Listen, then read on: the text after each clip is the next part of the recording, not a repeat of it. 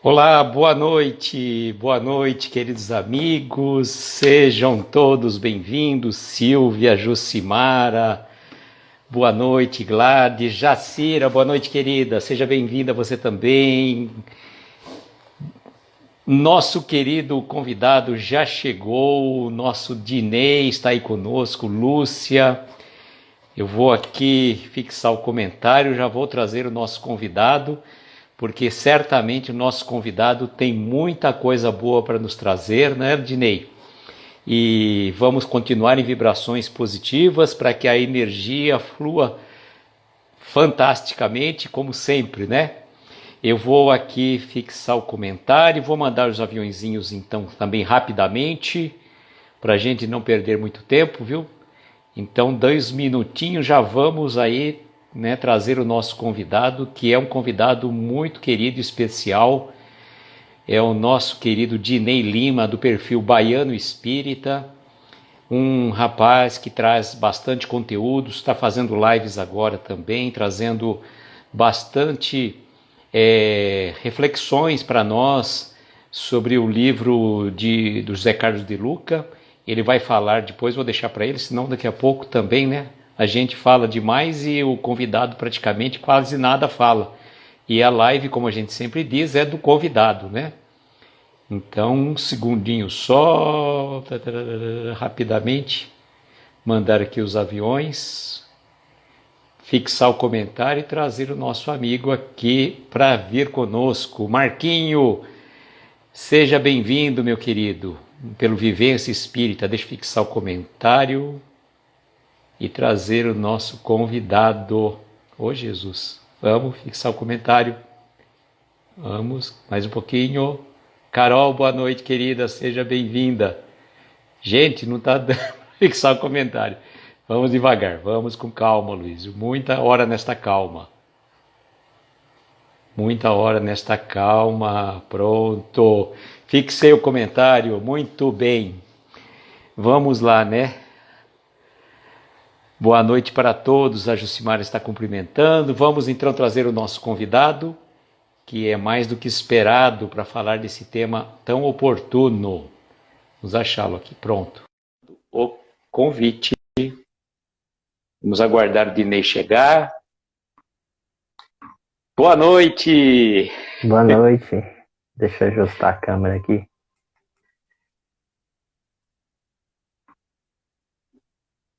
Dinei, estou muito feliz com a sua presença aqui entre nós. Fiz uma propaganda incrível, né? Porque a gente sempre... E você me permita aquela brincadeira que eu sempre faço, né, a seu respeito, que quando a primeira vez que eu vi o seu perfil, falava lá, Baiano Espírita. Poxa, quem que é o Baiano Espírita que a gente imagina, né? É o Divaldo. Divaldo. É isso mesmo. E você tem o mesmo começo do nome do Divaldo, que é o Di, né? Então, e o apelido Isso. do Divaldo é Di. Então, boa noite, meu querido Então, amigo. então Muito semelhante. obrigado pela sua presença. Eu fico muito feliz e peço desculpas, né, pelas minhas brincadeiras, mas é sempre brincadeira trazendo para a gente se agregar nesse movimento, né? Exatamente, mas na vida a gente tem que sorrir, né? Levar tudo na brincadeira, senão. Dinei, por gentileza, gostaria que você se apresentasse, de onde que você é, qual que é a cidade da Bahia que você mora, onde que fica, perto de onde, para a gente se localizar, porque a gente às vezes não sabe muito de geografia, né, que o Brasil é tão extenso, a gente não consegue às vezes localizar todo mundo, né? Verdade. Então, primeiramente quero agradecer pelo convite, pela oportunidade de estar participando aqui. Coloquei um apelido agora em você de recrutador espírita ou recrutador palestrante, porque geralmente você convida para suas lives pessoas que geralmente não fizeram lives ou quase não fazem, né? Então sempre você está dando aquele empurrãozinho ali para que a pessoa comece, inicie a fazer suas lives. Falando um pouco sobre mim, me chamo Dinei, sou do interior da Bahia, na cidade chamada Caetité. Fica um pouquinho distante da capital de Salvador. Ela fica mais próxima aqui de uma cidade que talvez as pessoas possam conhecer, Vitória da Conquista, Guanambi. Sim, Então, é bastante interiorzão mesmo aqui em Caetité. E, assim, eu conheci a doutrina espírita, digamos, a parte filosófica, tem mais ou menos uns 7 anos. Foi através de um romance de uma amiga do meu trabalho, do meu antigo trabalho, tinha me emprestado esse romance. Foi um romance de Zíbia Gasparetto. E neste romance, ela contava uma história, né, lá antiga, mas também mencionava os livros da codificação de Allan Kardec. Então foi aí que eu tive a curiosidade em ler os livros da codificação. Aí depois que eu comprei os livros, eu me interessei e procurei um dos centros aqui da cidade, o Centro Espírita Aristide de Espínola, e busquei fazer os estudos nesse centro, comecei a frequentar, e daí foi então comecei a, posso dizer, me tornar espírita, né? Mas, assim, desde a infância, quanto ao quesito de manifestações mediúnicas, eu já presenciava. Então, o fato de saber que havia comunicações com os espíritos, para mim, já era coisa normal, só não conhecia mesmo a parte filosófica, né? Que é a mais importante que eu considero. Então, desde entendi. pequeno, a minha mãe, como médium, a gente morava na zona rural, e na minha pré-adolescência ela sempre me buscava levar para essas sessões mediúnicas, que corria lá na zona rural mesmo. Apesar das pessoas serem católicas, definirem como católicas, elas faziam essas sessões mediúnicas para ajudar os espíritos, né? Para fazer tratamento de obsessão. Então, essa parte eu já conhecia, mas a parte da doutrina, a filosófica, conheci só tem apenas 7 anos. Entendi, mas muito interessante, né, Dinei? Porque, que, na verdade, o que acontece? Você conheceu na prática e depois veio conhecer Isso, na teoria, né? E às vezes. E você já tendo essa vivência espírita, né? Fazendo um paralelo com o nome do perfil do Marquinho, fica mais fácil, né? Porque quando a pessoa, às vezes, parte da teoria, né? Para a prática, as pessoas ficam com um pouco de receio também, né? Mas você já tinha conhecimento dessa parte da manifestação mediúnica, de um modo isso, geral, então aquilo não ficou tão estranho para você, né? exatamente. A parte filosófica só veio confirmar tudo aquilo que eu vivenciei na minha adolescência e veio dar essa certeza, né, da existência dos espíritos. Dinei, antes da gente começar, eu gostaria pra gente, como a gente faz esse combinado, de fazer a prece inicial. Se você, e a gente já combinou, né, antecipadamente, de você fazer a prece inicial, e aí a gente gostaria de falar dos seus projetos, tudo mais, e antes da gente entrar no tema propriamente dito. Tá certo. Então vamos, neste momento, fechar os nossos olhos,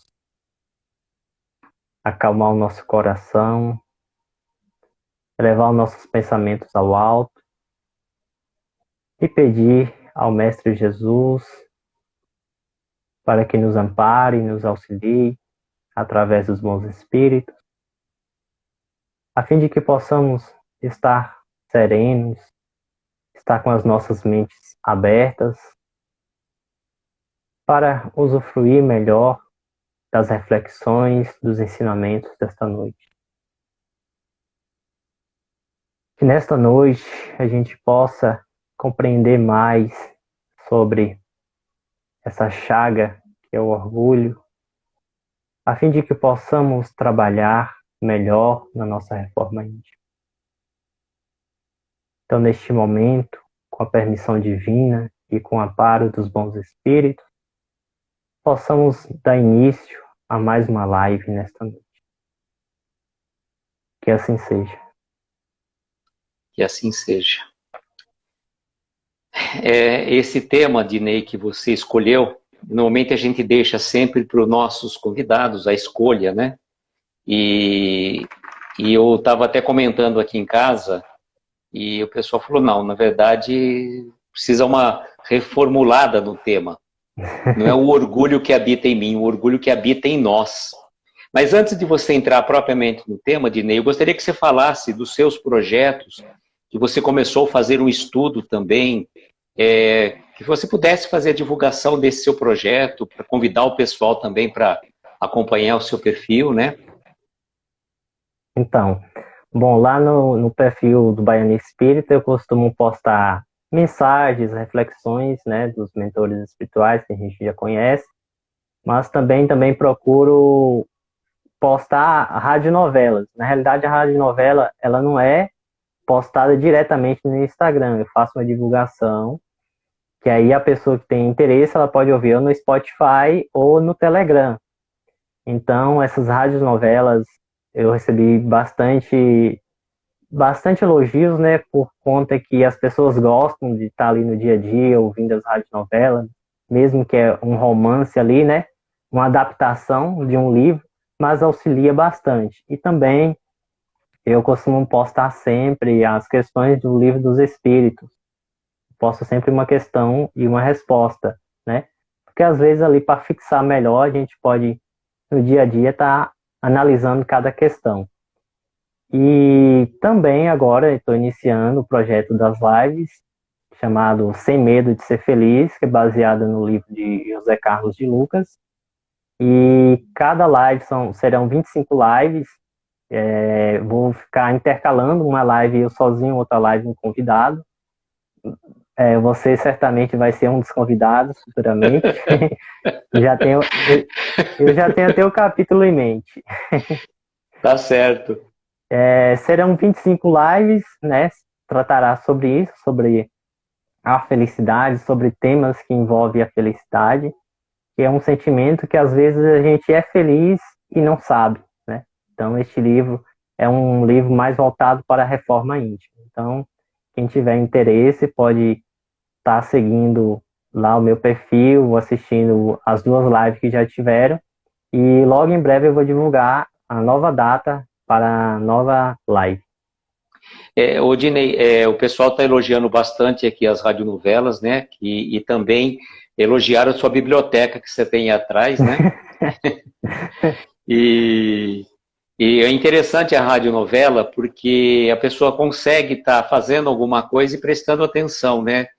Vamos supor, a pessoa está cozinhando, não atrapalha, ela consegue fazer o preparo do seu alimento ouvindo aquela radionovela, né? Não é uma coisa que você tem que estar prestando atenção como se fosse um filme ou coisa assim que o valha, né? Exatamente. Dinei, você falou, você não tem um dia fixo, né, nas suas lives, é isso que você falou uma vez para mim, né?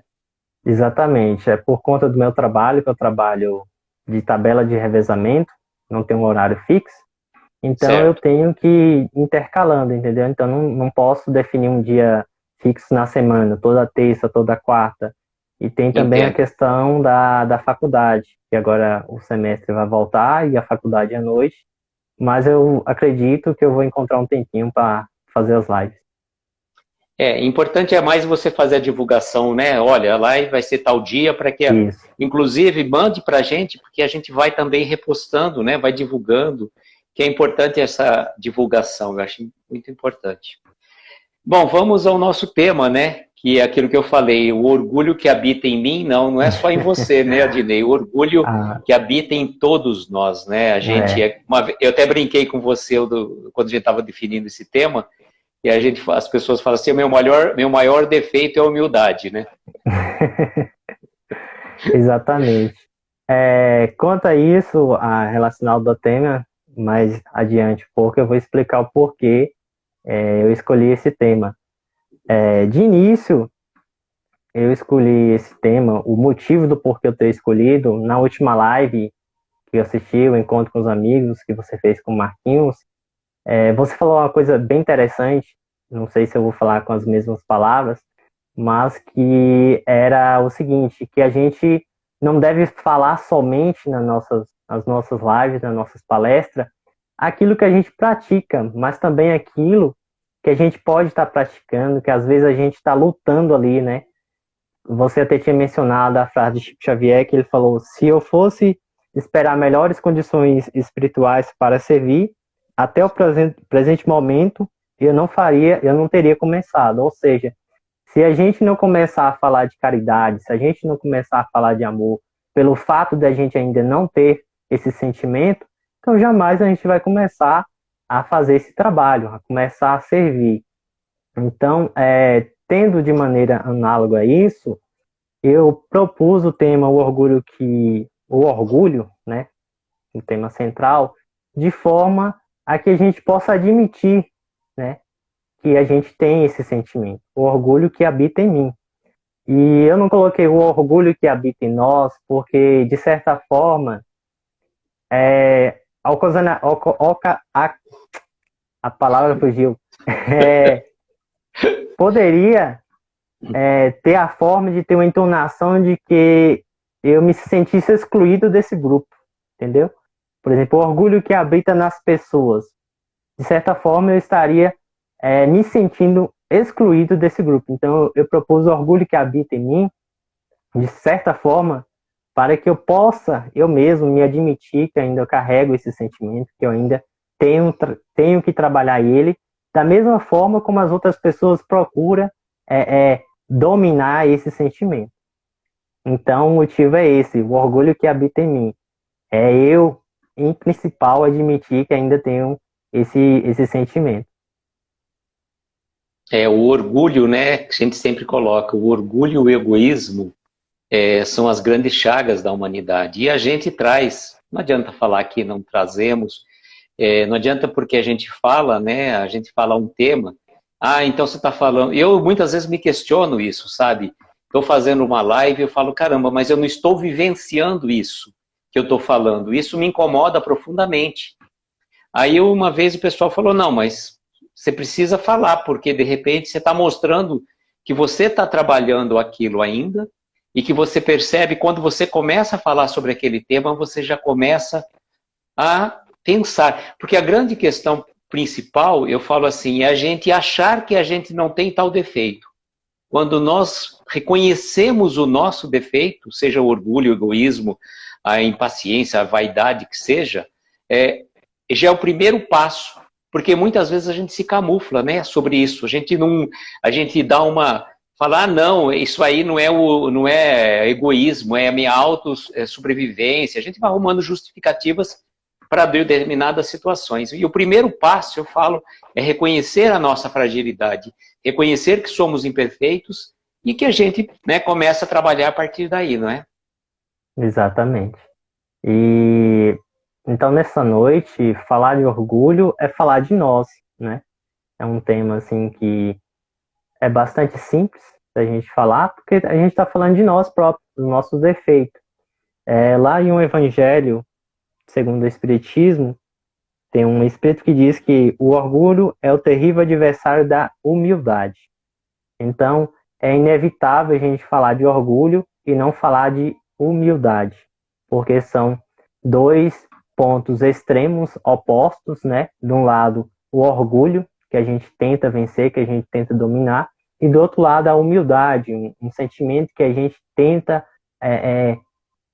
adaptar, tenta ganhar esse sentimento, né? Essa humildade, alcançar, almejar, né? Mas antes de falar de humildade, eu propus aqui, até anotei para não perder, não passar batido, que o primeiro passo que a gente tem que fazer é admitir, né? Como o tema já diz, o orgulho que habita em mim. É eu admitir que eu sou orgulhoso, que eu ainda tenho esse sentimento. E o segundo passo é identificar esse orgulho, em que nível estamos, em quanto nós somos orgulhosos. Então aqui eu coloquei 3 tipos de orgulhosos. O primeiro é o orgulhoso que não quer admitir, também está relacionado ao tema, né? Quando a pessoa não quer admitir e nega até a morte, é aquela pessoa que se acha dona da razão, faz o que dá na telha, né? E muitas vezes esse sentimento de orgulho a pessoa não consegue admitir por achar que é um ponto forte que ela tem, né? que é um ponto forte de sobressair, de não deixar que os sentimentos das outras pessoas, não deixar que o que os outros falam atinja, né? E, e isso faz, né, que é natural, esse orgulho, porque é um sentimento nascido do instinto de conservação, ou seja, o instinto de sobressair, de se proteger, de se preservar, né? Então é natural a gente ter este orgulho. E muitas vezes este orgulho, ele é como se fosse uma armadura, aquelas armaduras medieval, sabe? Toda de lata, que nos protegem do mundo, não nos protege das ameaças das outras pessoas, o que os outros falam, não atinge a gente por causa desse orgulho, dessa armadura de lata. Mas ao mesmo tempo que ela nos protege do mundo, ela nos fere por dentro, porque é uma armadura pesada, pode causar hematomas na nossa pele, né? E muitas pessoas utilizam esse tipo de armadura para vencer na vida, para alcançar suas metas, seus objetivos, e esquece de retirar no final. Esquece de retirar essa armadura, se sente confortável com ela, acha que se retirar alguém pode machucar, pode ferir, então prefere permanecer com essa armadura, que é esse orgulho. Mas o ponto aqui em questão é sabermos até que ponto do caminho a gente vai conseguir permanecer com essa armadura tão pesada, né? Porque vai chegar Olha aqui, ó. Exatamente, essa armadura aí. Eu estava procurando aqui. Exatamente, essa armadura aí, a gente pode simbolizar o orgulho. E chega um certo ponto do nosso caminho da evolução que a gente sente tão pesada essa armadura que a gente vai ter que deixar de lado. Mesmo sem querer, querendo, a gente tem que deixar ela de lado e vestir uma capa mais fina, uma capa que podemos dizer invisível, chamada humildade. Então, não é a capa da invisibilidade de Harry Potter, não, né? Não, é a humildade. Por quê? Por que invisível? Porque geralmente é imperceptível, a gente não percebe, né? Quem é humilde, ninguém vai perceber quem é humilde. A pessoa não vai dizer eu sou humilde, né? A gente vai discutir até isso mais adiante.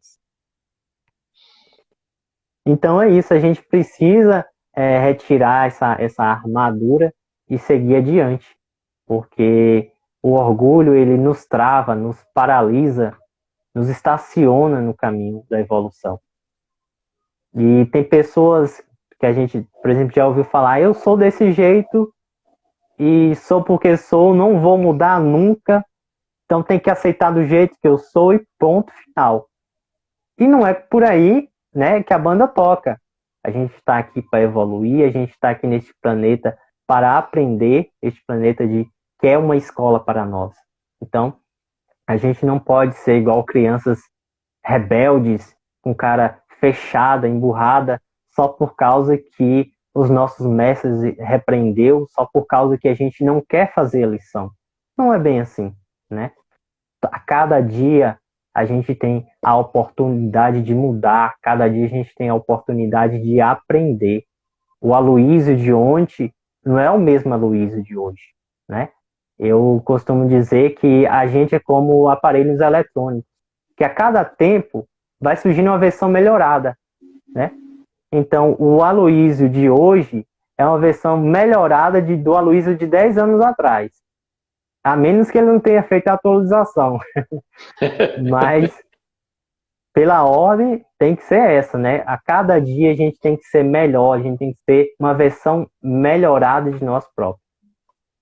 Inclusive nós, por exemplo, né, eu sempre brinco, falo que nós estamos vivendo a nossa melhor encadernação, né? Isso que é muito interessante, né? Encadernação que eu faço brincadeira com encarnação, né? Porque, na verdade, às vezes a gente fica muito preocupado em saber quem fomos no passado, que eu fiz, o que eu deixei de fazer. Na verdade, o importante é o que estamos fazendo hoje, né? Qual é a nossa melhor versão é agora, né? É só ler um comentário da Luciana, que ela colocou assim, às vezes confundimos o orgulho com o amor próprio. Amor próprio é quando a gente se ama pelo que é, tentando sempre melhorar no caminho da evolução.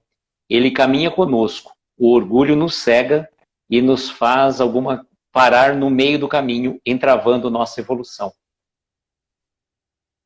Exatamente, muito interessante. Nesse quesito do amor próprio, Jesus fala, né, amar o próximo como ama a si mesmo. Então, se a gente não amar a gente próprio, a gente não vai conseguir amar o próximo.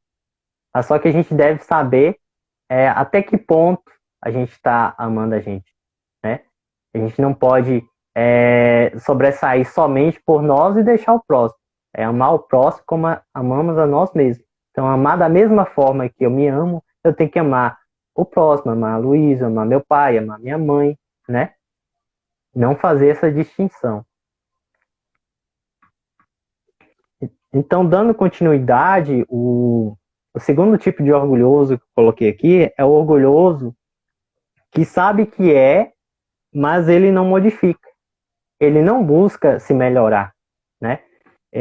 Creio que muitos de nós já tenha falado, já tenha ouvido falar, a pessoa dizer assim, sou orgulhoso sim, não preciso de ninguém, sou independente. Mas aí, às vezes a pessoa até pode pensar como Dona Florinda, não se junte com essa gentalha, né? E empina o nariz e sai para fora e dá as costas. E não é assim, né? A reflexão aqui será que realmente não dependemos dos outros? Aí a pessoa pode falar, Dinei, eu trabalho, eu pago minhas contas, então sou independente, não dependo de ninguém. Mas aí eu pergunto para essa pessoa, o seu trabalho é autônomo? Você trabalha por conta própria? Ou você trabalha para uma empresa, para um chefe? Porque em ambas as hipóteses, você depende de alguém, depende de um indivíduo. Porque se você tem seu comércio próprio, você vai precisar de clientes. Clientes são pessoas, né? Então, sua renda depende de outras pessoas. Se você também tem um patrão, certamente sua renda depende desse patrão. Então, de certa forma, a gente já está dependendo de outras pessoas. O orgulhoso já tem que admitir que ele está dependendo de outras pessoas. E aí ele fala, mas eu recebo minha renda, eu compro os meus bens, eu pago os meus serviços, meus boletos. Aí que está outro ponto também, que você depende de outras pessoas. Porque mesmo que você paga por aquele serviço, por aquele bem, há indivíduos ali por trás, né? O pão que você compra na padaria, você depende do padeiro para fabricar o pão, né? Sim. O arroz, o feijão que você compra, você depende do agricultor para chegar até a sua mesa. Então, não existe isso de você falar, eu não dependo de ninguém. Porque todos nós dependemos um do outro. Todos nós reencarnamos para viver em sociedade, para ter essa relação mútua, né? Que nos faz evoluir. Então, a pessoa que achar que ela não depende de ninguém, ela está totalmente enganada. É verdade mesmo, né? Porque não tem como, né? Não existe essa autossuficiência total, a independência total. Nós interrelacionamos, né, com os outros e dependemos dos outros para tudo, né? Não dá para... por mais que você consiga... vamos supor, eu vou plantar o arroz, eu vou colher, tal, mas você vai depender de um outro alimento, de uma outra pessoa que vai produzir aquele outro alimento, né? Então, há uma interdependência, sim, né? E às vezes a pessoa também pode falar assim, que nem você falou, né, planta tal, mas ele depende da terra, depende da bondade da terra para o fruto crescer, depende da chuva, depende do tempo, né? Então, de certa forma, ele não é uma pessoa independente, não existe gente independente, todos nós dependemos. Sim, e até desde o começo, né? Desde quando você nasce até quando você vai desencarnar, né? Né? Tenha toda essa dependência de todos, né? A gente nós somos interdependentes. Não adianta falar que por mais que você queira, né? Isso. Luciana colocou, na verdade já nascemos dependentes de alguém, já na maternidade. Exatamente, desde quando nascemos. É isso mesmo. Graça. Não, é a Érica lá do Joca Vieira, que por sinal passei o seu contato para ela para te chamar para fazer a live de segunda. Ela colocou: essa pandemia veio só para deixar mais claro que ainda dependemos uns dos outros. Realmente, né? A pandemia só veio fortalecer isso, de que a gente depende um do outro. Então, pode, Eu pode tava falar. lembrei um negócio agora, Dinei. Como você falou que você fez essas observações e você faz os posts sempre de algum tema. Eu até sugeri para você depois, se você pudesse, faz o post também desses tópicos dos três tipos de orgulho, né? Que eu acho que é É, interessante e a acho, gente faz a acho, repostagem também. acho que pode fechar até o 7. Vai, então, vai em frente. É porque lá geralmente coloco 7 principais, né? 7 principais tal Certo. coisas. Aí dá para colocar 7 principais tipos de orgulhosos, né? Perfeito. Dá Já certo fica uma isso. dica para você fazer É, postagem aí, a gente faz a repostagem dele também. tá aí, gostei, vou fazer. Então, o orgulhoso que admite que não depende de ninguém, a gente pode até fazer um teste com ele. Falar assim: imaginamos que eu te dou uma ilha, e nesta ilha tem uma mansão, né? E nesta mansão eu vou te dar 10 carros de luxo e 20 milhões na sua conta. Só que você deve viver sozinho nesta ilha. E aí o orgulhoso ele vai parar, pensar que ele vai depender de outras pessoas mesmo para ser feliz, porque ele sozinho lá com tudo isso, ele vai depender de indivíduos para manter a casa, vai depender de indivíduos para mostrar o carro luxuoso, né? Porque a pessoa para comprar um carro luxuoso é porque ela quer demonstrar para alguém. Então ela já está dependendo de outra pessoa aí para se demonstrar na vaidade. Então ele vai perceber que até a felicidade ali para ele precisa depender de outras pessoas, né? Que a felicidade é compartilhada. A felicidade é um sentimento particular, como eu falei nas minhas lives, mas ela é compartilhada. A gente não consegue ficar somente feliz ali entre nós próprios. A gente tem que compartilhar essa felicidade. Então, o orgulhoso ele vai perceber que ele depende de outras pessoas, tanto para ser feliz e tanto para ser propriamente orgulhoso, né? Porque para a pessoa ser orgulhoso, para se sobressair acima dos outros, ela precisa de ter outras pessoas abaixo dele. Então, o orgulhoso que diz não depende de ninguém, realmente ele tem que analisar e perceber que depende sim de outras pessoas. E o terceiro e último tipo de orgulhoso que eu coloquei aqui é o disfarçado de humilde, né? É a pessoa que aparentemente se mostra compreensível, se mostra amorosa, mas por dentro ali está um vulcão em chamas, umas chamas de orgulho.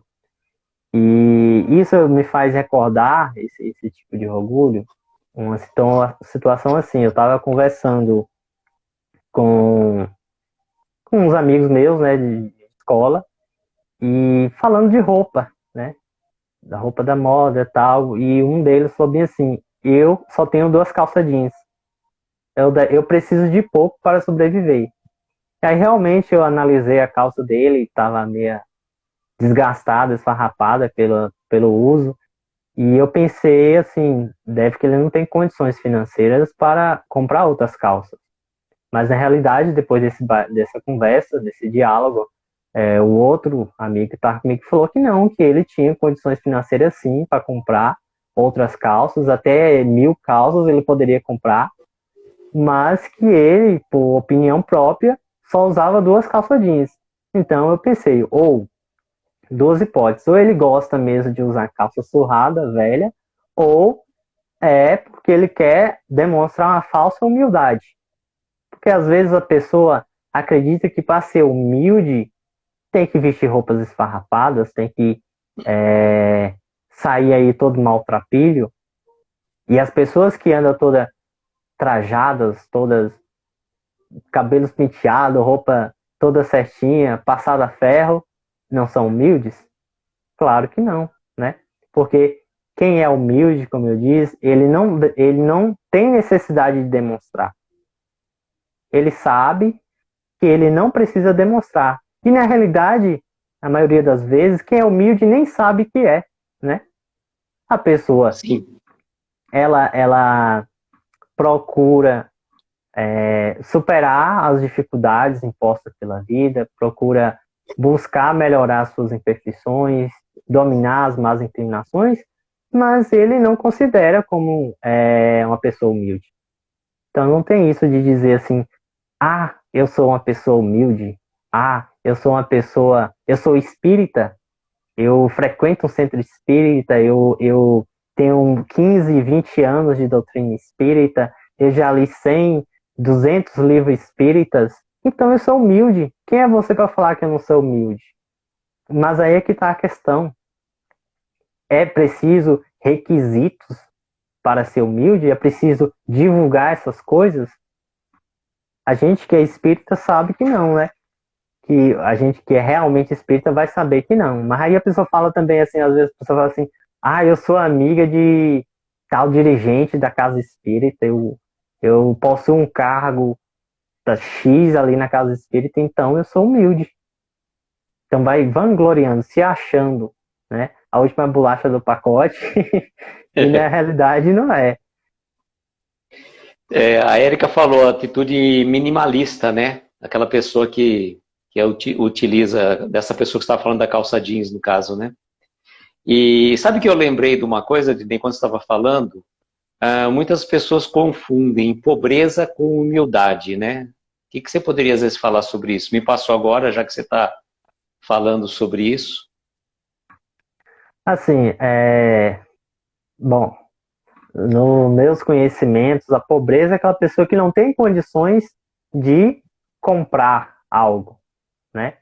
Ela vive ali maltrapilha, vive. Às vezes a gente confunde, né? Fala assim, ah, uma pessoa humilde, tal, né? Querendo referir-se é porque é uma pessoa simples. Então é melhor a gente falar assim, é uma pessoa simples, vive de pouco, tal. Mas a humildade difere disso, né? A humildade é um sentimento diferente, porque a pessoa pode não ter nada, mas ser ser de má índole, né? Praticar coisas ruins, Orgulhosa ao extremo também, né? orgulhosa ao extremo, porque a gente vê de outras encarnações, né? Digamos que eu fui um príncipe, um rei na última encarnação e fui bastante pobrezinho nessa. E essa condição minha, dessa atual encarnação, não modificou o meu orgulho que estava no passado. Então a pessoa que veio todo rasgado ali, todo maltrapilho, com fome, sujo, vai falar, aquela pessoa é humilde, olha para você ver. Não, aquilo ali é pobreza, é um estado físico. Então, Sim. pobreza é uma condição física e a humildade é uma condição espiritual, independente da pessoa ser rica ou pobre. Perfeitamente, é bem interessante isso, porque as pessoas às vezes acabam confundindo, né? Porque você pode encontrar uma pessoa, às vezes, que tenha uma condição financeira invejável e no íntimo dela é uma pessoa humilde, ela não utiliza os seus bens materiais para sobrepujar sobre os outros, para querer se vangloriar, muito pelo contrário, às vezes ela utiliza das suas posses para ajudar muitas e muitas pessoas. E às vezes você pega uma pessoa, não estamos generalizando, claro, né? A gente vai encontrar situações extremas dos dois lados, tanto do lado da riqueza como na pobreza. Você vai encontrar tanto um rico orgulhoso, como também um pobre humilde, não é? Então é essa situação, né? Porque, aliás, Jesus mesmo coloca no Evangelho, né? É mais fácil um camelo passar pelo buraco de uma agulha do que um rico para entrar no reino dos céus, né? Isso é bem mais amplo, né? Do que você nivelar, falar assim, todo rico é orgulhoso, todo rico não vai ser salvo, né? Dentro do princípio da salvação, e todo pobre vai ser elevado. Não é assim exatamente, né? É como você colocou, a humildade é uma condição do espírito, independentemente da condição social e financeira que ele traz, né? Exatamente. Então a gente tem que atentar a isso, a essas interpretações. Você falou mesmo agora do camelo. Antigamente eu achava que era um camelo animal que passava na agulha. Aí eu ficava imaginando como é que um camelo vai passar na agulha. E aí depois que fui buscar, né, o significado que camelo é um tipo de corda bastante grossa, então é mais fácil uma corda passar pela agulha, né? Porque não teria lógica falar de um animal passar numa agulha. Então, Sim. tem coisas que às vezes a gente interpreta, a nossa imaginação leva mais além. Então, a gente tem que buscar o verdadeiro significado daquilo ali. É que, na verdade, né, a linguagem do evangelho que Jesus falava era o aramaico, que era o hebraico antigo. E o aramaico, é uma língua muito pobre. Não tem assim, por exemplo, né, uso aquele exemplo muito claro para a gente aqui. Se eu falasse manga, né, você poderia pensar na manga fruta ou na manga de camisa, na manga do paletó. Né? Se você não tiver o contexto, e para a gente interpretar um pouco do Evangelho, né, do Antigo e do Novo Testamento, você precisa não só, né, se reportar ao momento que aquilo foi escrito, né, então você tem que interpretar dentro do contexto também que foi escrito aquelas palavras, né, que foram pronunciadas. E aí trazer a interpretação para o momento atual, né? Que aí que é que é o diferencial, que a gente às vezes não conhece toda a terminologia do Evangelho, ou do Antigo e do Novo, e a gente começa a achar algumas coisas meio estranhas, né? Porque você fala assim, nossa, não tem lógica isso no Antigo Testamento, como é que pode isso daí ter... É totalmente fora de senso, de sentido. Situações que Jesus colocou, né? Quando ele falava assim, em relação à sua mãe e seus irmãos, né? Parecendo que ele estivesse desprezando a sua mãe. São situações, né, que merecem, né, um estudo mais aprofundado, né? É igual o da face lá. Como é que é? Se alguém bater na sua face, dele é a outra face. E aí, às vezes, a pessoa acha que se alguém bater na minha face, eu vou lá e dou a outra. E não é assim. É, Tem uma interpretação a mais além. Por isso que o Evangelho segundo o Espiritismo é um dos livros que eu mais gosto, mais admiro na doutrina espírita por causa disso, porque ele vem explicar coisas que ali nas parábolas de Jesus, né, que de certa forma foi necessárias para aquelas pessoas daquela época, mas que para hoje nós necessitamos de mais, uma compreensão mais além. Então, o Evangelho segundo o Espiritismo é 100% livro de cabeceira aí para todo espírito. O Will está dizendo que muitos de nós achávamos que era o camelo mesmo. E no caso dele, ele achava que era o dromedário, né? Que é diferente do camelo. A diferença do camelo para o dromedário, né? O camelo tem duas corcovas e o dromedário tem uma só, né? E é interessante porque que essa explicação ela é bem começa a dar coerência, né? Porque a corda que era feita, talvez, eu não vou saber exatamente com detalhe, mas talvez ela era feita com os pelos do camelo, aquelas cordas grossas que usava para amarrar os barcos, né? Da coisa do tipo assim. Pode ser isso mesmo. Já que também colocou, eu também achava que era um camelo animal.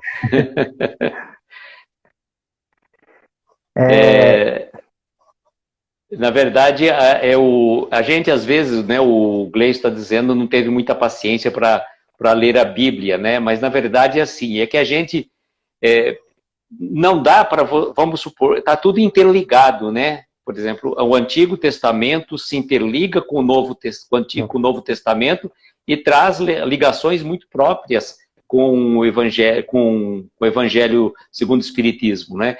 Por exemplo, aquela frase assim, amarás o Senhor teu Deus, né, que está lá, amar a Deus sobre todas as coisas e ao próximo como a ti mesmo. Essa frase, ela não é não foi Jesus que trouxe para nós. Jesus, na verdade, reproduziu o que está lá no Antigo Testamento, que está em Levíticos e Deuteronômios, não sei exatamente qual lugar. Mas então, amar a Deus sobre todas as coisas e amar ao próximo como a ti mesmo, Jesus repetiu o que está no Antigo Testamento. E o que Jesus trouxe para nós? Amai-vos uns aos outros como eu vos amei. Então essa é a lição maior de Jesus, baseado nos dois maiores mandamentos. Então quando ele fala, né, quais são... Toda a lei e os profetas estão contidas nessas duas, né? Amar a Deus sobre todas as coisas e ao próximo como a ti mesmo. Ele faz uma junção dos 10 mandamentos. Mas isso está lá no Antigo Testamento e que Jesus reproduziu, né? Então isso que a gente tem que falar. realmente é difícil estudar um pouquinho o Antigo Testamento, porque é aquilo que eu falo, você tem que estudar o texto e o contexto também. Então, por isso que tem aqueles estudos mais aprofundados, né? Exatamente, porque foi escrita para um público de uma determinada época, numa língua diferente da nossa, né? E também analisar a questão de quem foi que escreveu, porque também as impressões do autor. Quando eu escrevo um livro, por exemplo, eu posso escrever um livro sobre as parábolas de Jesus. Vai ter ensinamento de Jesus ali, mas vai ter opiniões próprias minhas ali. Exatamente. Odinei, agora, dentro desse... Eu estava lembrando de uma situação muito particular, quando você comentou dessa pessoa com as duas, né, calça jeans.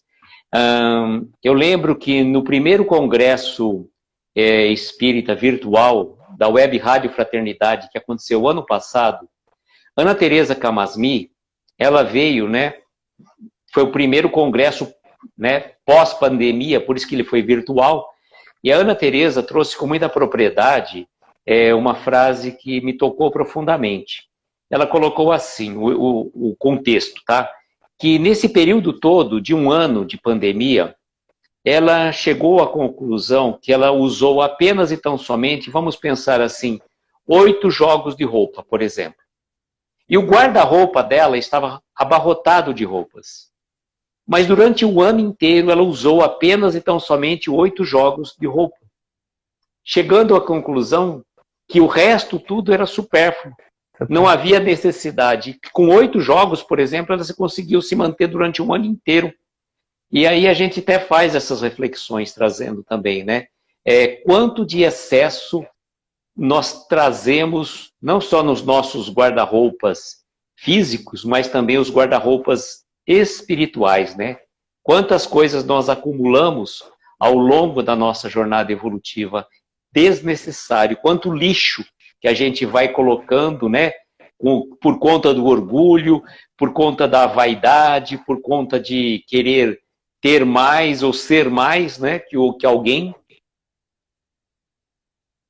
Verdade. É muito interessante isso.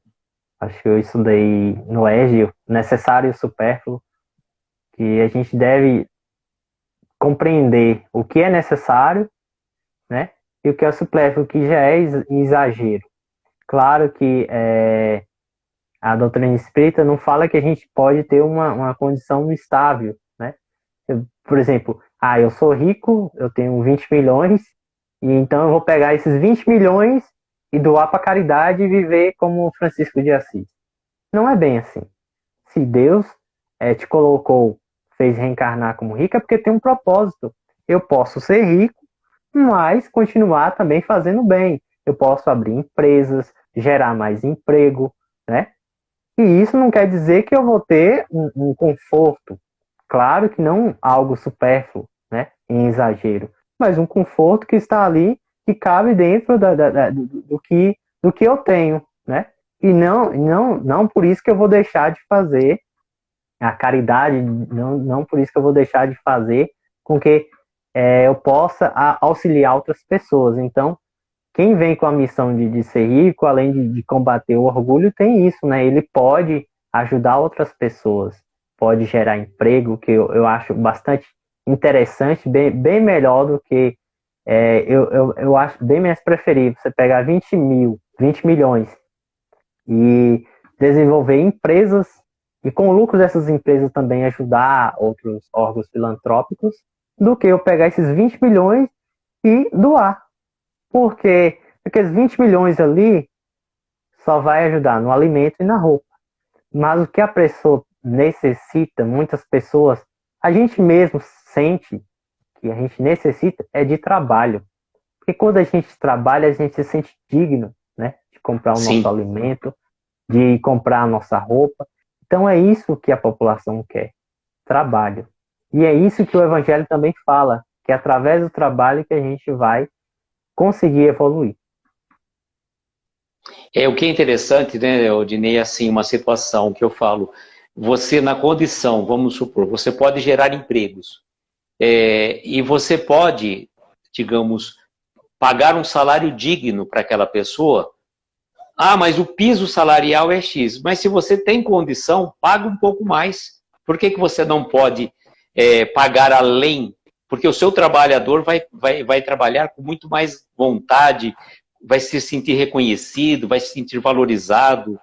E você está dando a oportunidade. O que eu falo assim, as pessoas falam assim, eu gostaria de ter uma profissão que eu pudesse ajudar as pessoas. Qualquer profissão que você tenha, você pode ajudar as pessoas. Você não precisa ser um médico, um dentista, um farmacêutico, né, que vai mais direto ali o enfermeiro que vai na linha de frente, modo de dizer, mas qualquer profissão você consegue, né, ajudar as pessoas que estão necessitadas, né? Exatamente. Voltando à questão dos livros que eu tinha falado, né? A pessoa fala assim, eu li 100, 200 livros, então eu sou uma pessoa humilde. Aí que está o orgulho fundado ali, né? Porque esse dia mesmo eu vi uma frase muito interessante, que a pessoa falou bem assim, não adianta você ter lido 100, 200, 300 livros espíritas se você não vivenciou um, que é o Evangelho, né? Que é um Sim. livro importante da gente vivenciar. Se você, na sua atual encarnação, conseguiu vivenciar o Evangelho, já está muito bom demais. Não precisa ser ler nem 200 nem 300 livros. Isso aí é a parte. Você conseguiu vivenciar o Evangelho, já ganhou a encarnação. Então, na doutrina espírita, a gente aprende que não há títulos, não há esses cargos, essas honrarias que existem na Terra, elas se encerram, né, ali quando nivela na morte. Quando a gente desencarna, todos somos iguais. Então, quem somos nós perante a eternidade? Somos nada, né? Tem uma interrogação que o meu ex-colega de trabalho sempre fazia, assim, quando a gente estava em discussões, né, sobre o trabalho, quem é que fazia tal coisa, e uma dessas vezes, o orgulho que habita em mim fez eu cantar de galo e, e fez eu tentar me sobressair, né, com os argumentos e tal. E aí ele me fez essa interrogação bem assim, quem é você, Ednei, na fila do pão? Quem é você na fila do pão? E eu fiquei meio sem entender na hora aquilo, o que ele tá falando de pão, não tinha nada a ver, mas depois fui parar para pensar e realmente, quem sou eu na fila do pão? Né? Ele me fez refletir, quem sou eu na fila do pão? Porque quando a gente vai comprar pão, independente da condição física, independente da sua condição financeira, geralmente nas padarias você vai por ordem de chegada ou por fila, né?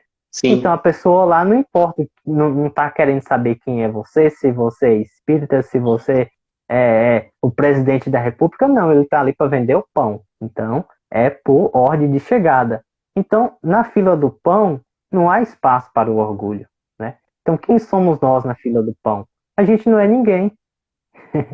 Então eu achei interessante essa interrogação que ele fez para mim e eu carrego para a vida toda. Toda vez que o meu orgulho tenta me dominar, eu paro e penso, falo, não, quem sou eu na fila do pão?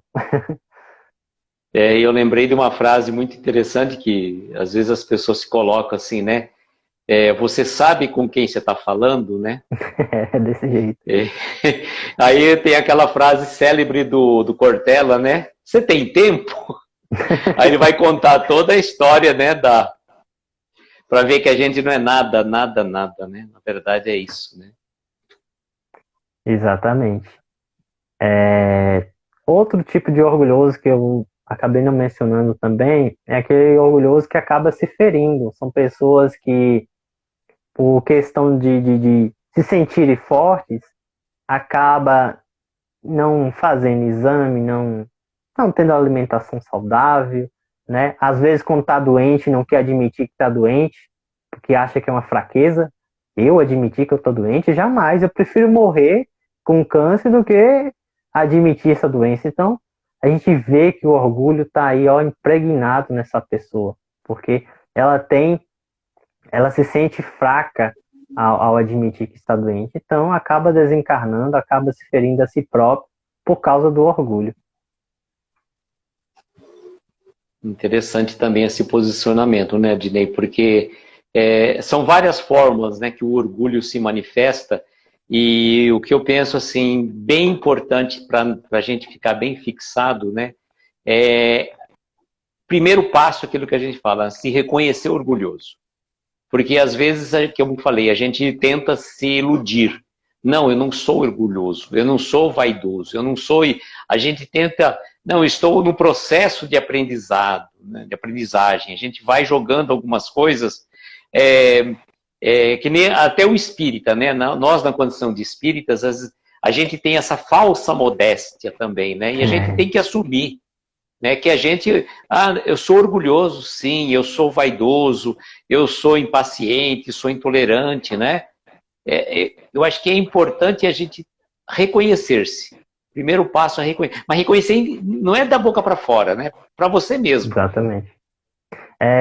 Em meio a nós espíritas, a gente geralmente tem o costume de falar assim, por exemplo, as pessoas falam assim, né? Eu ouvi uma palestra ali, mas eu não vou falar para o palestrante que a palestra foi boa, porque vai exaltar o orgulho dele, né?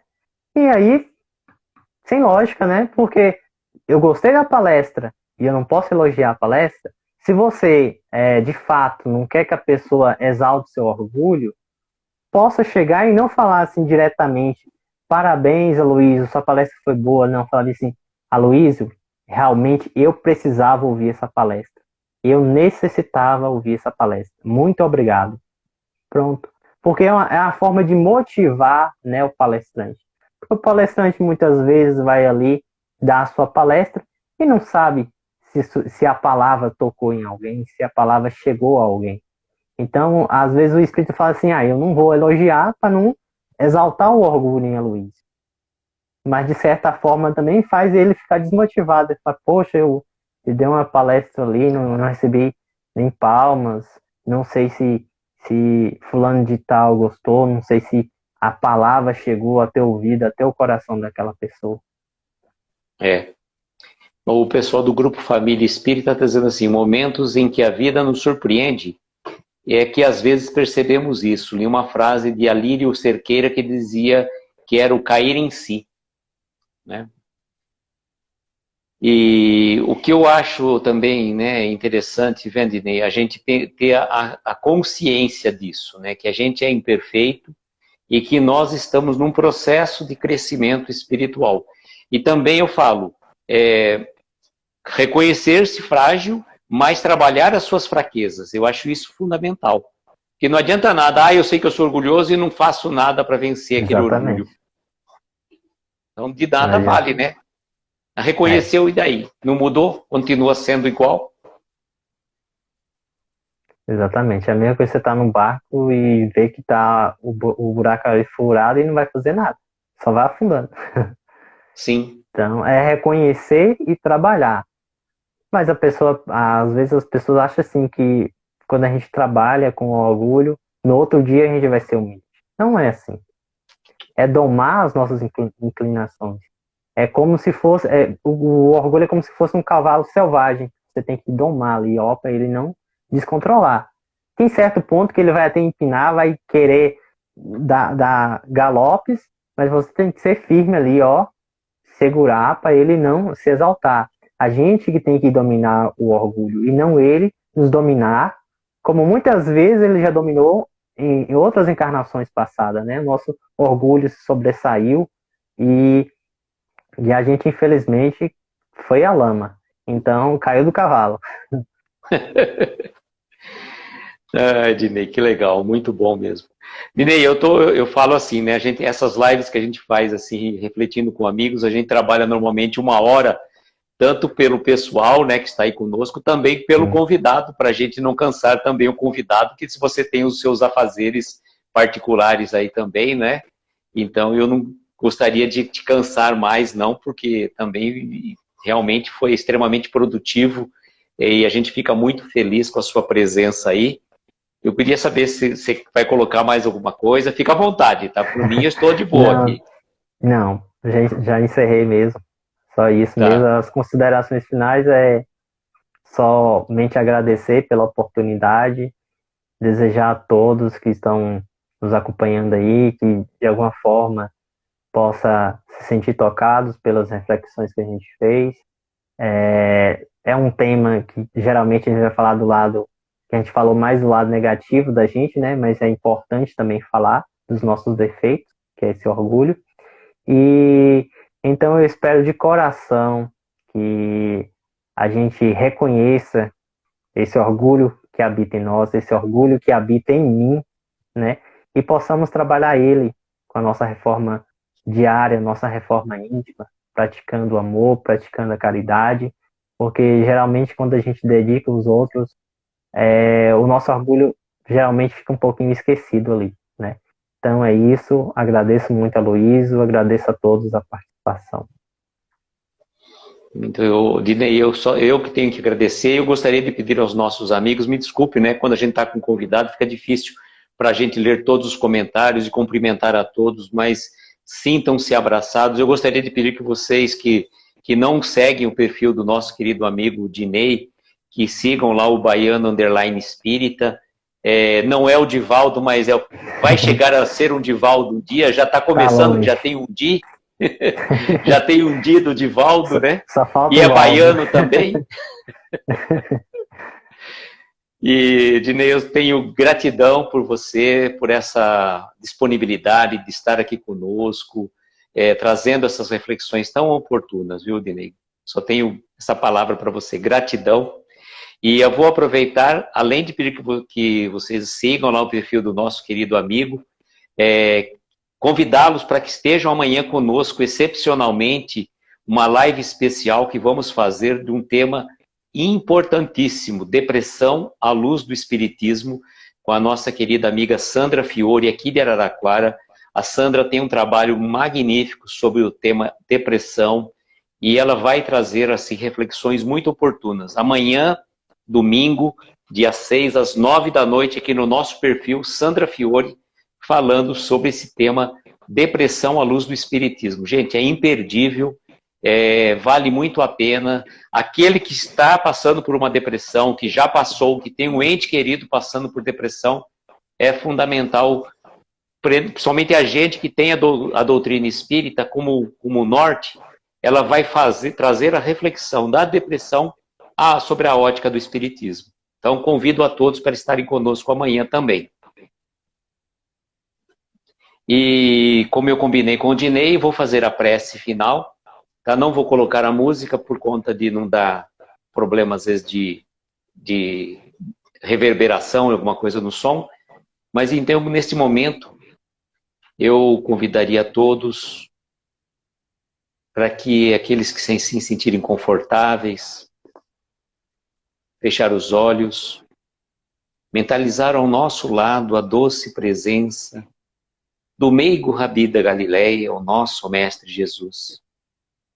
E vamos pedir a Ele que possa abençoar a cada um de nós que está aqui nesta live, que já passou por ela, que vai assistir depois, que possa abençoar o nosso querido Dinei nesse seu projeto de levar as mensagens da Boa Nova a muitos corações queridos, que possa abençoar os nossos lares, os nossos familiares, aquelas pessoas que nos pediram preces e que trazemos em nossos pensamentos nesse momento.